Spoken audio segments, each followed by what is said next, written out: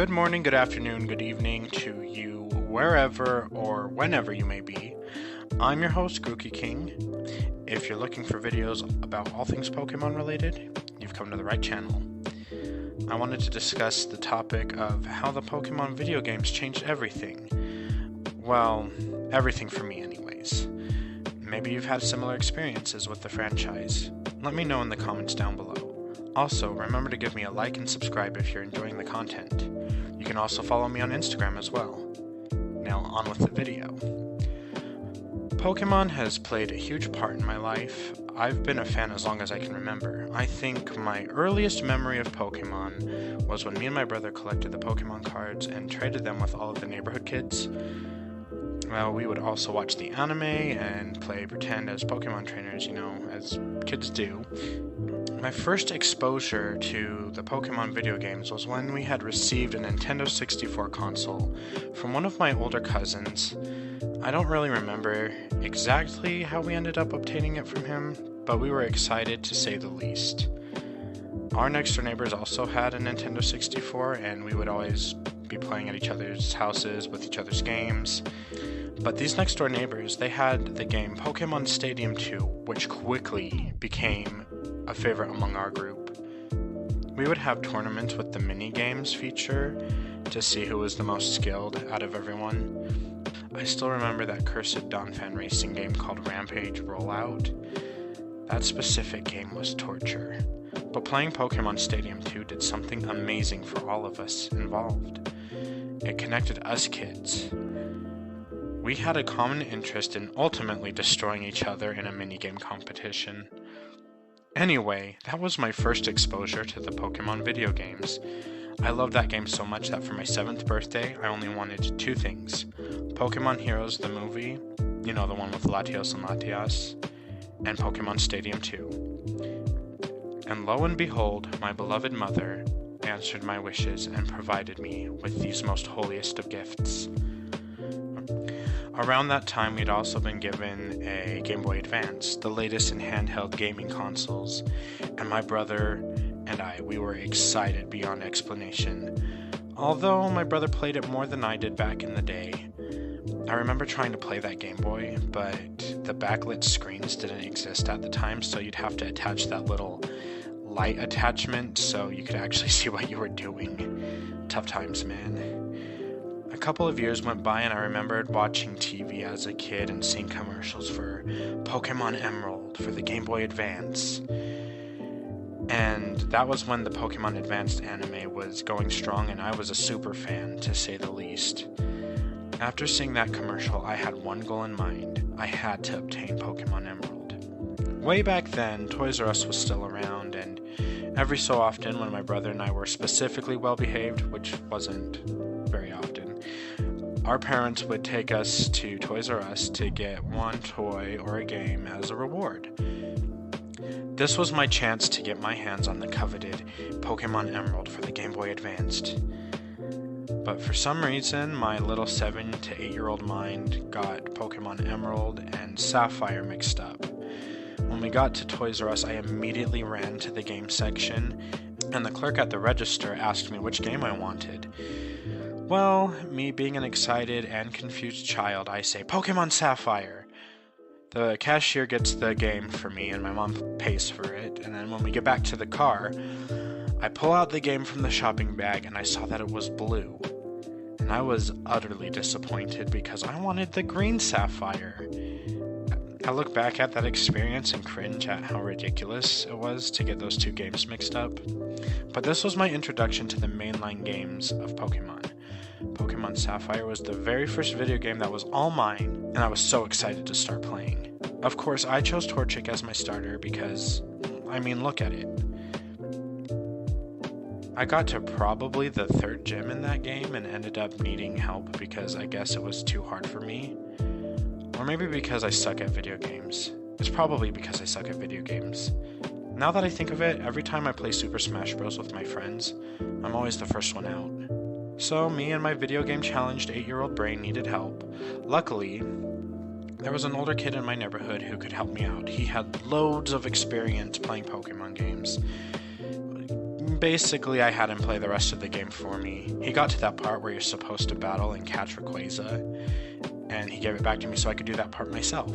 I was unaware that you had to actually catch Rayquaza while you were battling it. I thought that maybe there was this whole post-battle scene where you automatically catch it, and I ended up defeating Rayquaza, and it flew away, never to be seen again. So that was Pokemon Sapphire. I had also gotten a copy of Pokemon Fire Red for Christmas that year, and I was over the moon that I got to travel all over the Kanto region and battle the original gym leaders that I saw on TV like Brock and Misty, and all of those guys, you know? It was probably the game I played most between 2004 and 2006, but unfortunately my copy of that game was lost. I think it got lost on a trip to visit family in Oklahoma, and I was never really able to get my hands on another copy, so major bummer. Sometime around when I was maybe 8 or 9 years old, I experienced a lot of bullying and a lot of torment from kids at school. And many of the kids in my neighborhood and who I would attend church with weren't really that much nicer either. I used my Pokemon games as a way to kind of escape that. I was instantly transported to a world full of adventure and fun with Pokemon. I also started watching the anime a lot more because I saw how the characters interacted with each other and how their friendships grew and how they would like deal with challenges and stuff. And I desperately wanted that. So I would escape by playing Pokemon. I think that the darkest time in my childhood as a result to all of that bullying was actually when my favorite game ever was released, and that would be Pokemon Diamond. And I'll be frank, Pokemon Diamond has been and will probably always be my favorite game. I was also so excited when Brilliant Diamond and Shining Pearl were announced for the Switch last year. I got to play my favorite game all over again, but on the Nintendo Switch, and man, it was amazing. Well, back to Pokemon Diamond.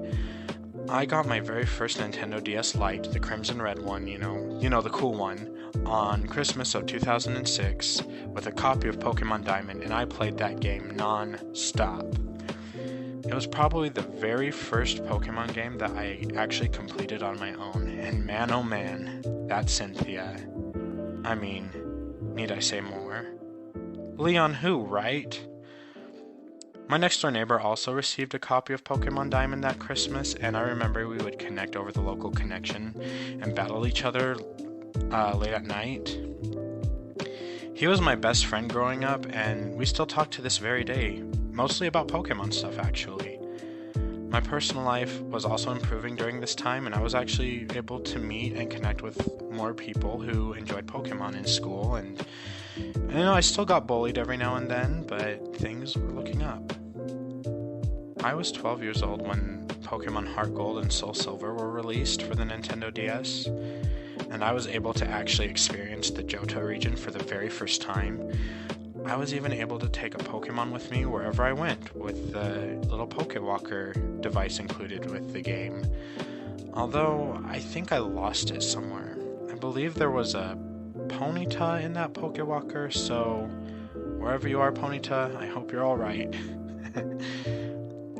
Next to the Sinnoh region of Pokemon Diamond and Pearl, the Johto region became a favorite of mine because of these games. And a year later, Pokemon Black and White were released. Me and my childhood best friend that I mentioned earlier, we bought the very same version, Pokemon Black, because we didn't coordinate very well with each other. I chose Oshawott, so don't come after me, Snivy stands. But I remember being a little disappointed that Pokemon from the other regions weren't showing up throughout the game, and I quickly became bored with that, and I went back to playing Pokemon Diamond. And the anime wasn't helping out much either. In the Unova arc of the anime, it was very noticeable that most of Ash's progression and character development had reverted back to that of a rookie status. And not to mention there was... Act like a little kid. You are a little kid. What a kid. Just shut up! I actually did a playthrough of Pokemon Black about a year ago, and I was pleasantly surprised with how much I enjoyed it. And as much as I hate Iris in the anime, her game counterparts have become one of my favorite gym leaders and actually one of my favorite champions that there is. between the release of Pokemon Black 2 and White 2 and Pokemon X and Y, I had made another really close friend who really enjoyed Pokemon. Although we really hated each other at first, it was exciting to discover that she loved Pokemon just as much as I did. And when we actually became friends, we would hang out often and watch Pokemon and play Pokemon together, and it soon became nearly an everyday occurrence. And when Pokemon X and Y were released, I was mad that she got to play it before I did, mostly because she had a Nintendo 3DS and I didn't at the time. But when Christmas of 2013 came around, what did I see under my tree? That's right, my very own Nintendo 3DS XL, the blue one, because, blue's the best color there is, and a copy of Pokemon X. Now, next to the Sinnoh games, the Kalos region became my second favorite region, mostly to the fact that these games introduced us to Mega Evolutions. And then there was the announcement of the Fairy-type Pokemon, which, I'll admit, I was not too thrilled about until I saw Sylveon. Fairy-types are actually pretty great. And then the following year we got Ruby and Sapphire Remix for the 3DS. I was so excited to play the first mainline Pokemon game that I owned again, but in 3DS format. Although the day that I went to pick it up, I had many obstacles that kind of stopped me along the way, but that's a story for another time.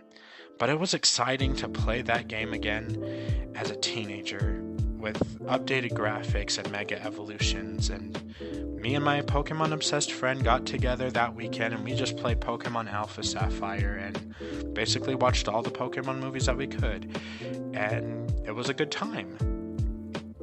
There are a lot more Pokemon games that have been released since that time, but a huge lesson that I've learned from this franchise as a whole is that Pokemon connects people together. Whether it be a group of neighborhood kids playing mini-games from Pokemon Stadium on the Nintendo 64, or a depressed child learning to make friends with common interests, Pokemon connects us together, and I have made so many wonderful friends because of that common interest. I'll go into more detail in future videos, but let me know how Pokemon has changed your life, and we'll see you next time.